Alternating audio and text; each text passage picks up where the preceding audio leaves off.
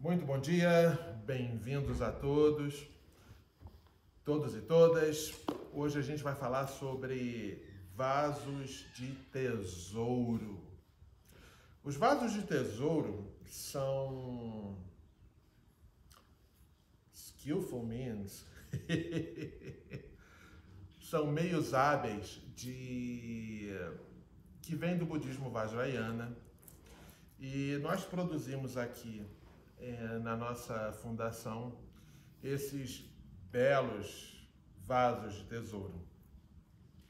Bom, os vasos de tesouro, eles criam uma interdependência entre os elementos que aqui estão, através, não apenas dos elementos, mas através de cerimônias específicas, para que eles sejam acordados e efetivamente possam criar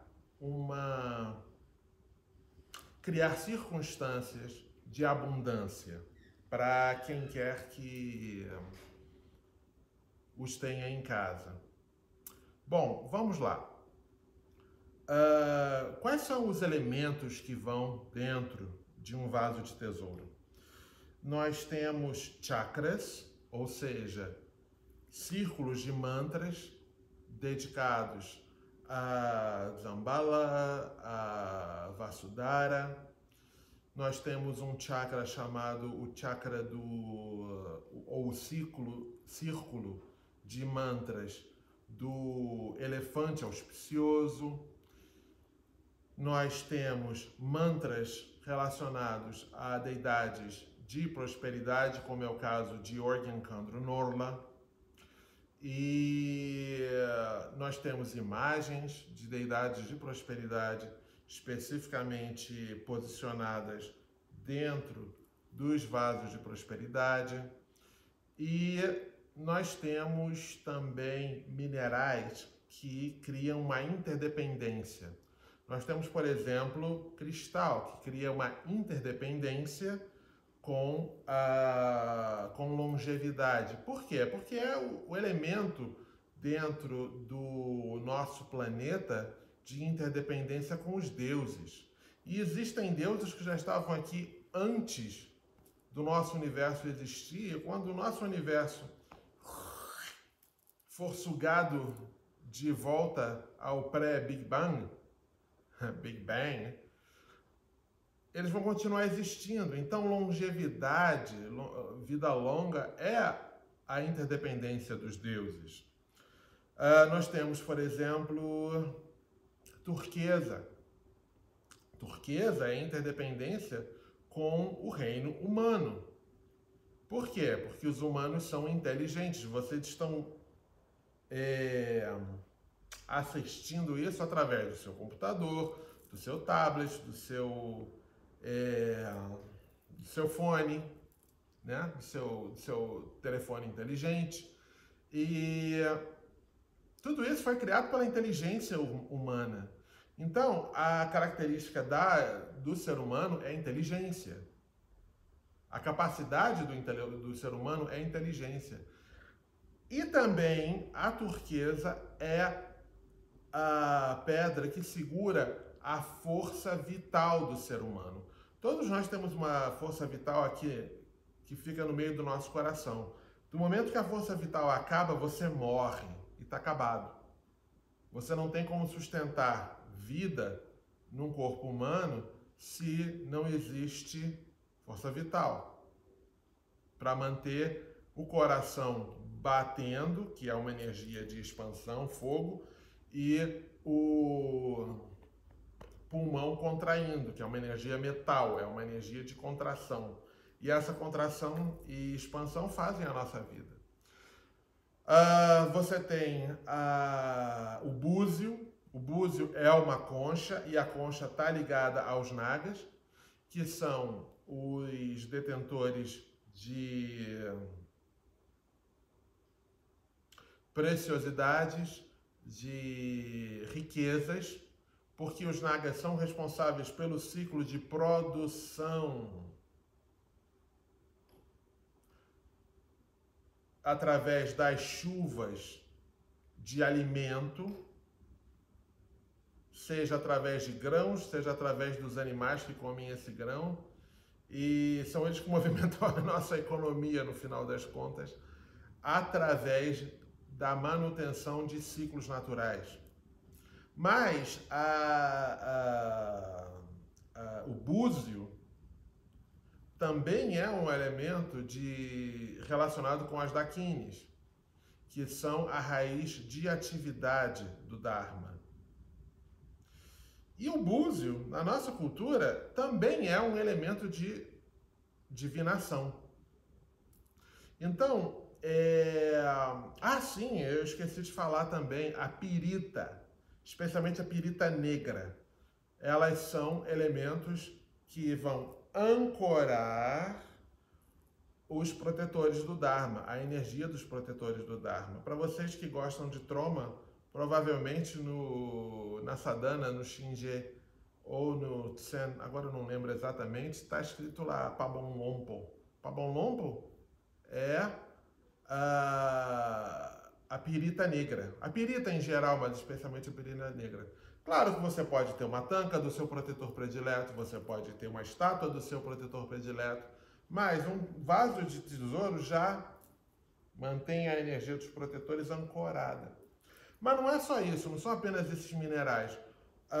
O vaso de tesouro também contém o que a gente chama as pílulas preciosas. As pílulas preciosas são feitas de barro, mas é um barro que tem muitos elementos. Água de todos os oceanos, água dos grandes lagos, água das grandes cachoeiras, águas de olhos d'água. Como é que a gente fala isso? Mina, né? Água de mina, água de olho d'água, que nascentes, é isso aí. Nascentes que são sagradas pelo mundo inteiro. Eles têm solos do mundo inteiro. Por que o Brasil foi tão próspero no início do século XVI, XVII? Por causa do nosso solo massapê, não é verdade?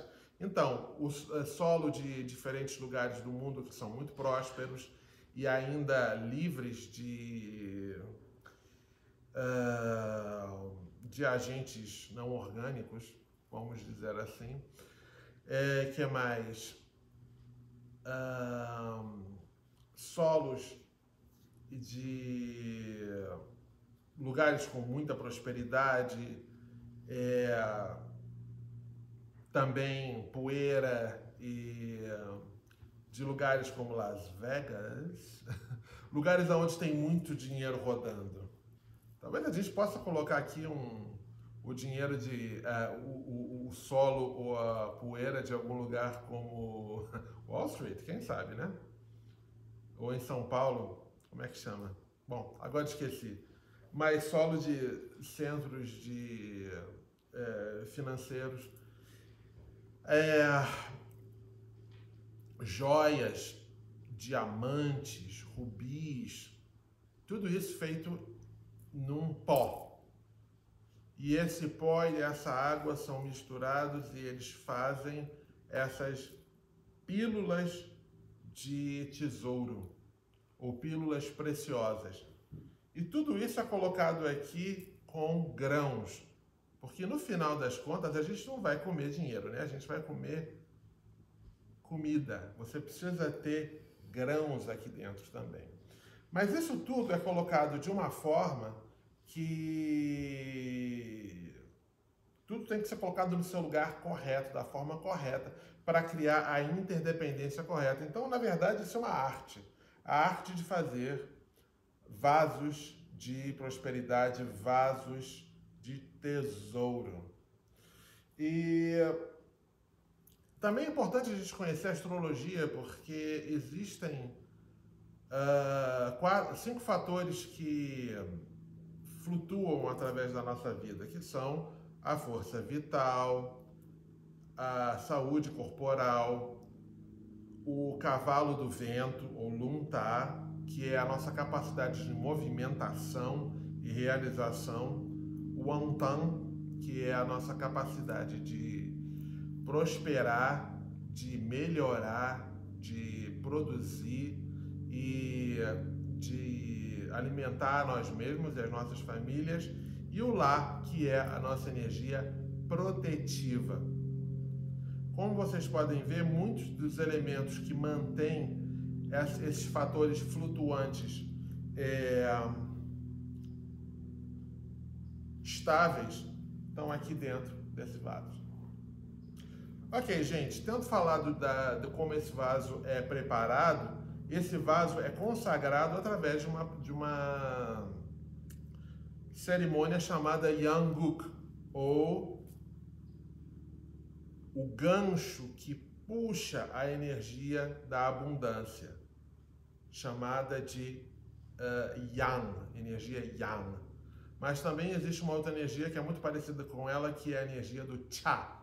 Cha é a energia que causa benefício e ela é astrológica, então ela tem muito a ver com o espaço, o elemento espaço.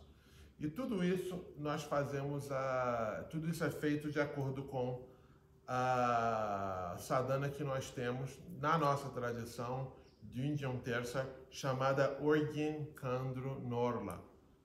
Todo ano aqui nós fazemos essa cerimônia no nosso retiro de verão e nós consagramos os nossos vasos de tesouro através dessa cerimônia. E nós temos aqui, claro, lamas muito competentes, como por exemplo Tulku Thadral, Lama Sonam, Tulku Jamyang, e nós às vezes temos também algumas pessoas que fizeram um retiro de 3 anos, e 2 dos nossos retiros de 3 anos tivemos essa prática de prosperidade como uma das práticas. Então essas pessoas todas têm o quê? Mantra. Tem mantra debaixo da respiração. Então quando você tem esse grupo de pessoas fazendo essa prática e consagrando esses vasos criam quase que vida e são capazes de efetuar mudanças. Bom, a gente falou do que são os vasos, dos seus constituintes, falamos da sua consagração. O próximo passo é falar do uso desses vasos. Esses vasos podem ser usados para serem enterrados ou para ficar dentro das nossas casas. Para que nós enterramos vasos? Nós podemos enterrar vasos onde hajam grandes corpos de água, como por exemplo lagos do oceano, e nós também podemos enterrar perto de olhos d'água. Para quê? Para fazer a cura, a harmonização das relações entre nós e os espíritos da natureza, que são responsáveis pelos ciclos que geram o quê? Grãos, animais, relações, estações do ano, tudo isso. A gente causa harmonia entre esses fatores. E também, especialmente os nagas. E apesar desse não ser exatamente um vaso para nagas, esses são vasos que têm todas as características para satisfazer e curar os nagas e as nossas relações com eles. Todos esses vasos. Agora vamos falar sobre colocar um desses vasos na nossa propriedade. Nós podemos também aumentar os fatores auspiciosos da nossa propriedade colocando esses vasos. Lugares sagrados, por exemplo, o Rio de Janeiro tem um lugar muito sagrado, a Pedra da Gávea. Não seria um lugar para enterrar um vaso desses para trazer mais auspiciosidade? Seria. Ou um lugar como o Cristo Redentor? Bom, o Cristo Redentor já é um fator bem positivo, mas seria um lugar também perfeito, se não houvesse, para se colocar um vaso. E assim por diante. O Rio de Janeiro, por exemplo, tem muitos lugares. O Rio de Janeiro tem uma das melhores relações de geomancia do mundo. Isso pode ir para um lado, pode ir para o outro. A Lagoa Rodrigo de Freitas, um lugar perfeito para colocar um vaso desses. Ok, tendo o dito, vamos falar sobre colocar esses vasos dentro de casa. Esses vasos, eles podem ser colocados no nosso altar para trazer auspiciosidade na nossa prática, aumentar a nossa abundância, mas também para aumentar a nossa capacidade, num contexto de prática, de experienciar, de ter experiências de realização. Quando a gente fala de aumentar, a gente está falando de 4 fatores. Xe, se, pal, dior. Xe fala de longevidade, porque nós precisamos de longevidade para alcançarmos a iluminação. A gente precisa ter tempo aqui nesse precioso nascimento humano, nesse precioso renascimento humano, para praticarmos. Claro que longevidade não é necessário, não é a única coisa. Você tem que sentar e praticar. Isso aí é absolutamente necessário. Mas, por quanto tempo a gente vai ser capaz de fazer isso? Por isso é necessário longevidade. Sunam, ou seja, mérito. Qualquer experiência de felicidade ou qualquer experiência auspiciosa, ela só acontece se existe mérito. Então, se nós não temos mérito na nossa vida e nós não temos ampliação desse mérito, a gente vai falar muito sobre mérito no final dessa conversa, não existe possibilidade de experiências auspiciosas, experiências de felicidade, de satisfação. Claro que o oposto do mérito é o karma negativo, que cria as experiências de sofrimento. Então, como muito bem disse o Buda, Shakyamuni, evite fazer o mal a todo custo. Evite de criar as condições para o sofrimento. Traga benefício aos seres a todo custo, criando mérito, criando as sementes para experiência de felicidade. E trabalhe na sua mente, que a iluminação ela depende de mérito, sim. Depende da purificação do karma negativo, mas ela depende de nós sentarmos e meditarmos. Ok. Paul tem a ver com glória. O que significa glória? Às vezes a gente não entende isso, né? Glória tem a ver com qualidades. Uma abundância de qualidades. Qualidades positivas. Qualidades que trazem benefício para nós, para a sociedade, para todos os seres. E Jor. Jor tem a ver com abundância. Sim, e prosperidade também está dentro dessa categoria.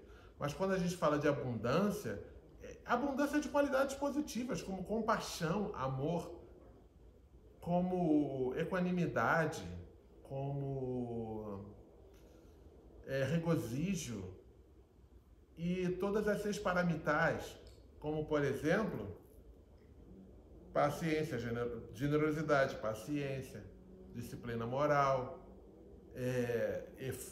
esforço, estado meditativo, e Pragyaparamita, que é a paramita mais importante, né? A que transcende todas as outras, a que dá a característica de transcendência a elas, que é a perfeição de sabedoria. Então, tudo isso está nessa categoria. Claro que essas coisas não são dependentes apenas de um vaso. Elas são dependentes da nossa prática, da nossa motivação, do nosso sentar e do nosso agir. Então, tendo dito, essas são as categorias de aumento que nós ativamos com o vaso. E quando o vaso está no nosso altar, ele é um ativador dessas qualidades. Mas lembrem-se, como muito bem disse o Buda Shakyamuni, eu posso levar um cavalo para a água, mas eu não posso fazer o cavalo beber água. Eu posso te dar ensinamentos de Dharma, mas só você pode colocar em prática. Um outro lugar que é muito comum é você colocar isso no que a gente chama de um armário de prosperidade. É o armário onde você tem o vaso, você tem as joias da família e você tem também onde você mantém as suas riquezas. Eu acho que hoje em dia seria muito mais um cofre. Apesar de que hoje em dia a gente mantém essas coisas muito mais dentro de um banco, né? Mas também seria o caso. E Lama Tartya Rinpoche, ele uma vez disse que queria reativar esse tipo de tradição aqui no Ocidente, e de modo que as pessoas tenham esse ponto focal em casa e que lamas possam vir e fazer cerimônias. E a cerimônia que a gente faz é a cerimônia chamada Yanguk, ou o gancho que traz a energia da abundância e da prosperidade. Então, é muito interessante que uma pessoa que tenha um vaso desse, todo ano possa trazer lamas para fazer, ou praticantes, para fazer esse tipo de cerimônia em casa. E, como eu disse, essa energia da abundância, o Antan, ela varia durante o ano e durante a vida da gente. Então, por exemplo, essa semana mesmo eu fiz algumas divinações para algumas pessoas e realmente o Antan delas estava muito baixo e não estava apenas trazendo efeito negativo para suas vidas, também, até mesmo para as suas saúdes. Então, a gente faz a divinação, a gente estuda a astrologia e, como eu falei, olha, você precisa ter seria legal se você tivesse um vaso de prosperidade, seria legal se você convidasse lamas para vir fazer essa cerimônia. A gente vai fazer essa cerimônia no Brasil agora em outubro, no próximo mês. E mês passado a gente fez aqui, em Santa Cruz. Então, convidar lamas para ativar essa energia dentro da sua casa é muito importante, porque essa não é uma energia para ficar parada dentro do cofre, essa é uma energia que precisa de quê? Movimento. Prosperidade, abundância precisa movimento para continuar emergindo da mesma forma que a água emerge de uma nascente, de uma fonte. Ok, um outro lugar que você pode botar lá dentro da sua casa é do lado da tua cama. Por quê? Porque a nossa cabeça, ela tem o que a gente chama os 5 deuses da cabeça. E eu sei, isso aí não é necessariamente um conhecimento indiano, isso é um conhecimento nativo tibetano. Mas essas 5 deidades da cabeça têm a ver com a nossa ancestralidade. E honrar esse tipo de deidades da cabeça, que de uma certa forma elas têm uma relação aí com o que a gente chama de Ori, com o que a gente chama de Mutue, né? De Eledá. tem aí uma equivalência, mas eu não vou afirmar isso, porque eu não estou querendo criar mais um sincretismo. A gente já tem bastante no Brasil. Mas essas 5 deidades da cabeça, elas podem trazer muitas coisas positivas, muitas coisas negativas, né? Todo mundo sabe o que tem na nossa ancestralidade. Cada um sabe o que tem na ancestralidade de sua família. E o vaso de tesouro, quando ele é colocado do lado da cama de um indivíduo, ele ajuda a trazer a harmonização das 5 deidades da cabeça. Então é um lugar muito bom para você colocar. Mas para as pessoas que praticam, por exemplo, o Feng Shui, isso aqui é um instrumento maravilhoso que pode ser usado. Realmente muito bom. E, por exemplo, se você vai explorar as 8 mansões. 8 mansões? 8, exatamente. Esse conhecimento, ele vem da China, né? O rei que estabeleceu o Dharma no Tibete, o rei Srotsen Gampo, ele tinha 2 princesas, uma nepalesa e outra chinesa. E essa chinesa foi aquela que trouxe o conhecimento do Feng Shui ao Tibete, e isso se transformou num conhecimento que nós chamamos em tibetano Satye, e ela foi responsável muito pelo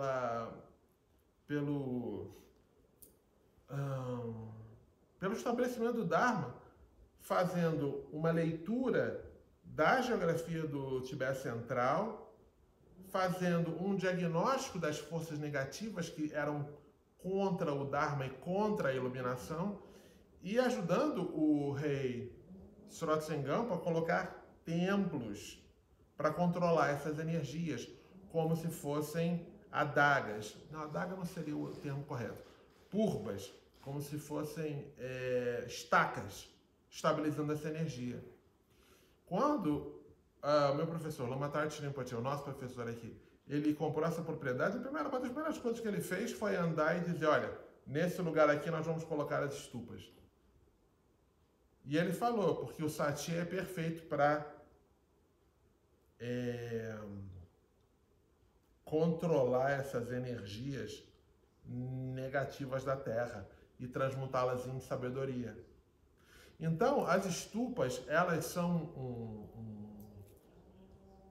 elemento de pacificação das energias da Terra e transformação das mesmas em sabedoria. Então, como vocês podem ver, o conhecimento do Feng Shui, ou do Satye, como nós falamos no tibetano, ele é um conhecimento tradicional, assim como o conhecimento de divinação baseado nos 8 trigamas do I Ching, que a gente chama em tibetano Parka Gye, ou os 8 trigramas. E é um dos elementos que a gente usa exatamente para fazer divinação e para estabelecer as forças astrológicas. Então, uma das escolas de Feng Shui muito importantes é a Bajai, que são os 8, lembra, 8 trigramas? As 8 mansões. Você tem 4 posições dentro da tua residência que são favoráveis e 4 que não são. As 4 que não são, por exemplo, engano, os 6 assassinos, essas energias,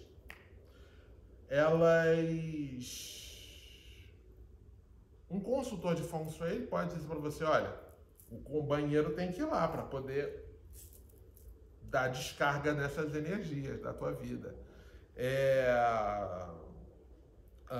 Bota o fogão nesse lugar que é para a cozinha, para queimar essas energias. A gente tinha uma flecha no nosso apartamento no Rio e botamos uma imagem de uma estupa ali para não entrar, porque havia uma janela. Agora, para os outros cantos positivos, você pode aumentar a auspiciosidade e a positividade desses campos com um vaso de tesouro. Você quer aumentar, por exemplo, a tua prosperidade, você bota lá na área de prosperidade. Você precisa de cura, você coloca na área do doutor celestial, do médico celestial, e assim por diante. Para dizer a verdade, vou contar uma história para vocês. Eu, nos últimos anos, tenho brigado aí com um tumor intracranial, e eu já tive que fazer 4 operações. Agora em janeiro fiz radiação, e o único momento em que eu realmente senti que alguma coisa mudou, faz parte de sentimento, não faz parte de conhecimento. Claro que isso não funcionaria apenas sem as cirurgias e sem a radioterapia. Mas o momento que eu senti que houve uma diferença, e aí a gente está falando não de magia, pelo amor de Deus, nós estamos falando de magia, nós estamos falando de interdependência, ok? Foi quando um dos meus melhores amigos me disse, olha, aqui no meio eu vivo num gueiro, que é uma barraca. Eu vivo dentro de uma barraca, minha casa é uma barraca. Havia uma ponta muito inauspiciosa e pontuda numa área relacionada à cabeça. Ele falou, olha, a gente tem que tirar isso daí, mano. Não vai dar para tirar, porque senão a coisa toda despenca, né? E a minha mulher falou, olha, aconteceu isso, eu acho que a gente deveria colocar uma concha lá em cima. E aí eu peguei meu conhecimento de pedras dentro do budismo tibetano e da medicina tibetana, e coloquei algumas pedras que tinham a ver com fortalecimento do cérebro, como é o caso da pérola, e da força vital, como é o caso da turquesa e muitas outras. Coloquei no lugar certo, e quando a gente fez aquela invocação das 5 deidades da cabeça, aquele foi o momento em que tudo mudou. Isso não é magia não, gente, pelo amor de Deus, isso chama-se criar uma interdependência. Então, como vocês podem ver, o vaso de prosperidade, ele pode ser um instrumento super importante para quem trabalha com o Feng Shui, para quem trabalha com o Satye, para quem trabalha com essas energias. E mesmo quem não trabalha com o Bajai, as 8 casas, para quem trabalha com mansões, para quem trabalha, por exemplo, com as estrelas voadoras e precisa de alguma coisa urgente, você pode usar o vaso também.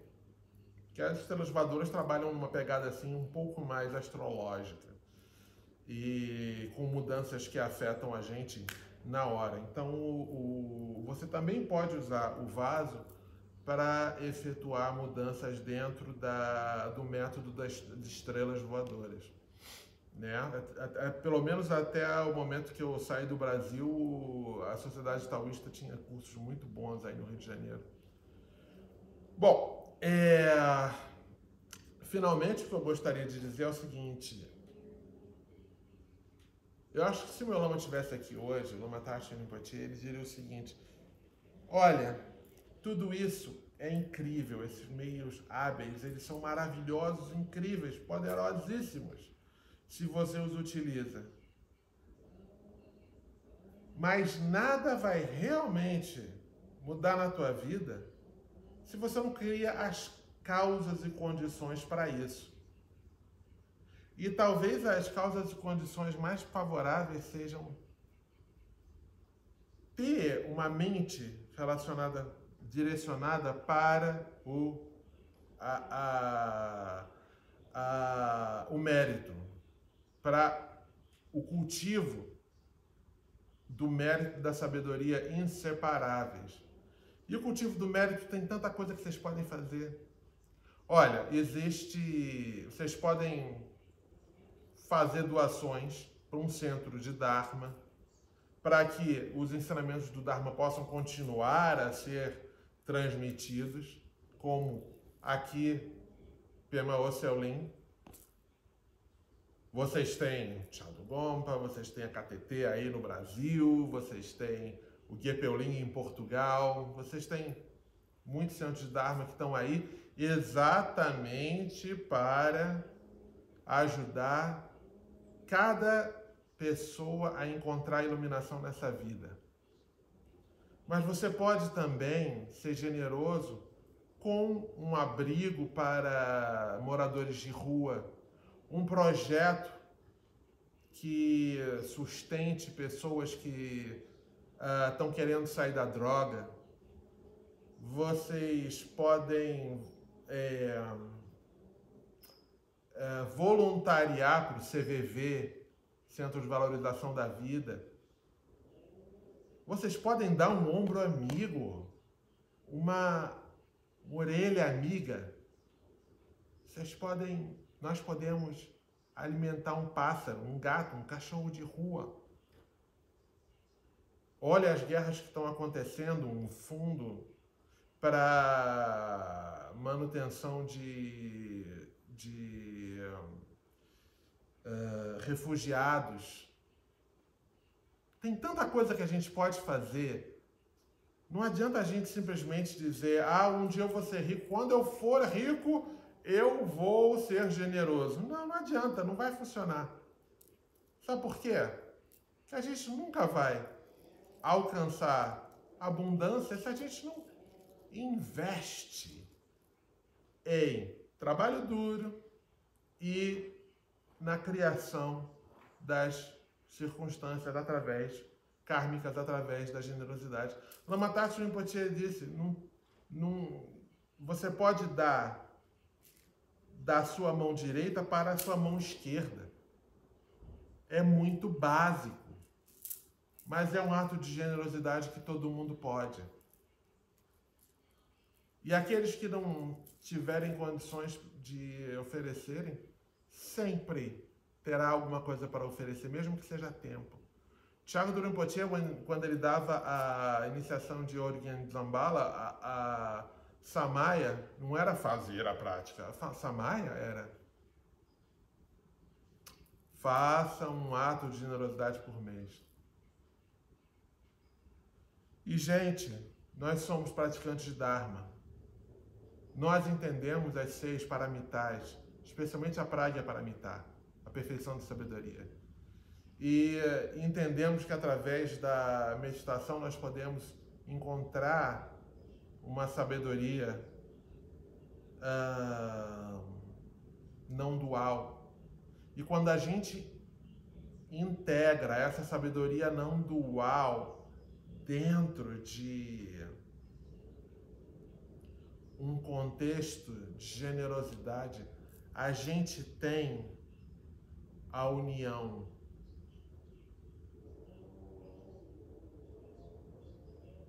de mérito e sabedoria. Se essas duas coisas podem estar juntas, não existe limite para o que a gente pode realizar, especialmente a iluminação. Então, eu queria dizer muito obrigado por vocês terem ouvido e fazer um encorajamento para a união de sabedoria através da nossa meditação e da nossa generosidade. Muito obrigado. Tcharam!